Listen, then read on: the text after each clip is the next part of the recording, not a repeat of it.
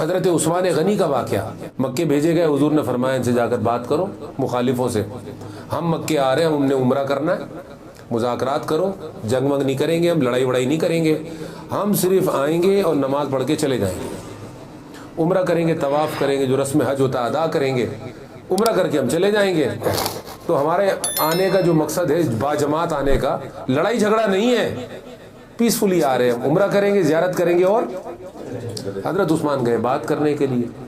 قرآن مجید میں آتا ہے حضرت عثمان غنی جو حضور کے نمائندے تھے، خبر آ گئی کہ حضرت عثمان کو تو انہوں نے قتل کر دیا، افواہ پھیل گئی، غلط خبر پھیل گئی، عثمان غنی مارے گئے، قتل کر دیے گئے۔ اب نبی پاک صلی اللہ علیہ وسلم بڑا جلال آیا، اس قدر جلال آیا کہ حضور نے مجمع جمع کر لیا،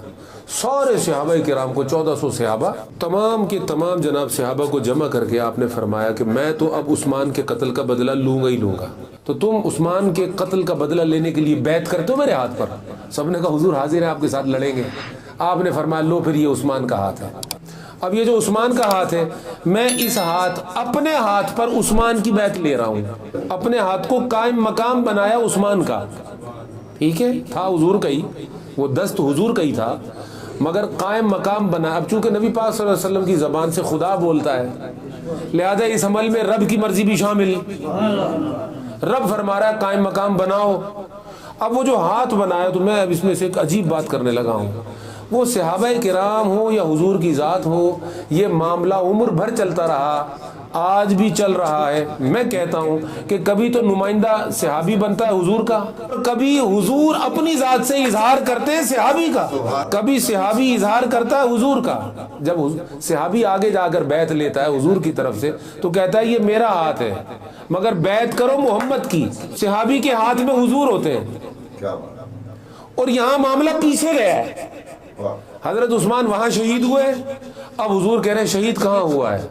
یہ ہاتھ ہے اس کا، تو جب یہ عثمان کا ہاتھ ہے تو آؤ اس پر بیعت کرو،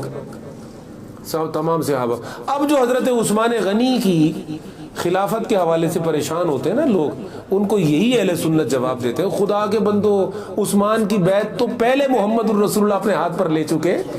تیسرے خلیفہ، ٹھیک ہو گئی بات۔ لہذا حضرت عثمان کی شہادت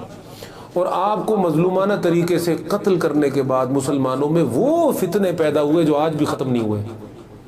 یہ جتنی بعد میں جنگیں ہوئی ہیں، جتنا صحابہ میں اختلاف ہوا ہے، جتنے معاملات خراب ہوئے ہیں، اس میں بنیادی طور پر حضرت عثمان غنی رضی اللہ تعالیٰ عنہ کی شخصیت کہیں نہ کہیں سے شامل ہے۔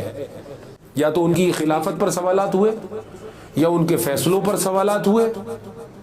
ان کے اقدامات پر سوالات ہوئے، پھر ان کا گھیراؤ ہوا، بغاوت کی گئی ان کے خلاف، بلوا ہوا،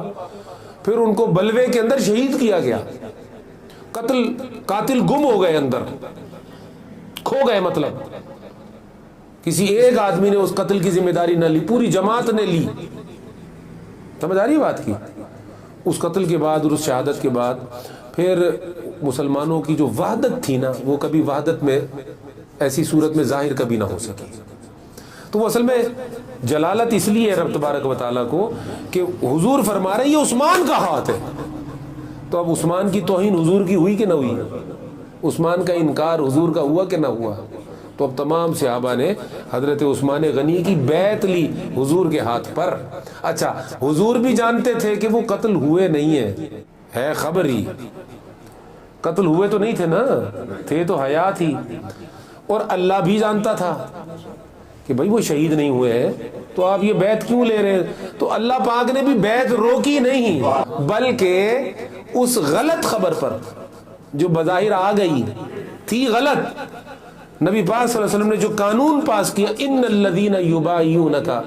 انما یبایعون اللہ ید اللہ فوق ایدیہم، بجائے اللہ پاک نے اس بات کو کلیئر کرنے کے کہ اے حبیب یہ جو آپ کر رہے ہیں ٹھیک ہے کر لیں، لیکن وہ تو شہید ہی نہیں ہوئے اور وہ تو قتل ہی نہیں ہوئے، اللہ نے اس قصے کو ڈسکس نہیں کیا، بلکہ اللہ پاک نے حضور کے اس جلال بھرے انداز کو دیکھ کر آیت نازل کر کے فرمایا، اے حبیب آپ اگر یہ کہتے ہیں کہ آپ کا ہاتھ عثمان کا ہاتھ ہے، تو پھر میں آپ سے پیچھے کہاں ہوں؟ آپ کا ہاتھ عثمان کا ہاتھ ہے،